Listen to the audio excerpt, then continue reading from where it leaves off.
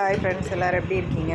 இன்றைக்கி வந்து நம்ம கோரியாண்டர் சீடு கொத்தமல்லி விதையிலேருந்து எப்படி வீட்டிலேயே ஈஸியாக கொத்தமல்லி வளர்க்கலாம் அப்படிங்கிறத பார்க்க போகிறோம். ரொம்ப ஈஸியான மெத்தடுங்க. நம்ம வீட்டில் வந்து கொத்தமல்லி ரசத்துக்காக வாங்கி வச்சுருப்போம் இல்லையா, அந்த கொத்தமல்லியே எடுத்து ஒரு நியூஸ் பேப்பரில் வச்சு சப்பாத்தி கட்டையை வச்சு லேசாக தேய்ச்சிங்கன்னா போதும். அது ரெண்டு ரெண்டாக உடஞ்சிரும். இந்த மாதிரி ரொம்ப ஈஸியான மெத்தட் இது. ரெண்டு ரெண்டாக உடஞ்சிரும்.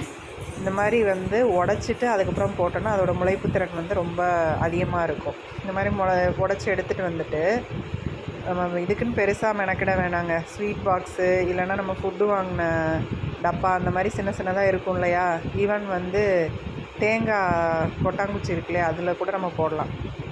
அதில் மண் கொஞ்சம் போட்டு அதில் வந்து கோரியாண்டர் போட்டுட்டு அந்த சீடு போட்டு அது மேலே கொஞ்சம் மண்ணை போட்டு தண்ணி தெளித்து விட்டால் போதும்.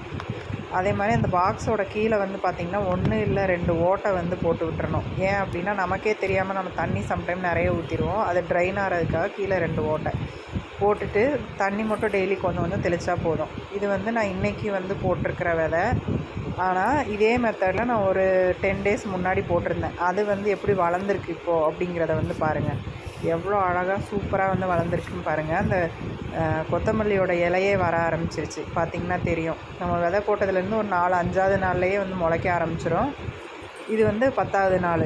இது நான் தனியாக பேக்கெல்லாம் வைக்கலைங்க. எல்லா ஃப்ரூட்ஸ் செடியிலையும் ஒரு ஓரத்தில் பாதி பாதி இந்த கோரியாண்டர் வந்து போட்டு விட்ருக்குறேன். இது ரொம்ப ஈஸியான மெத்தடு. நீங்களும் டெய்லி எல்லாருமே வீட்டில் ஃபாலோ பண்ணுங்கள். Happy gardening.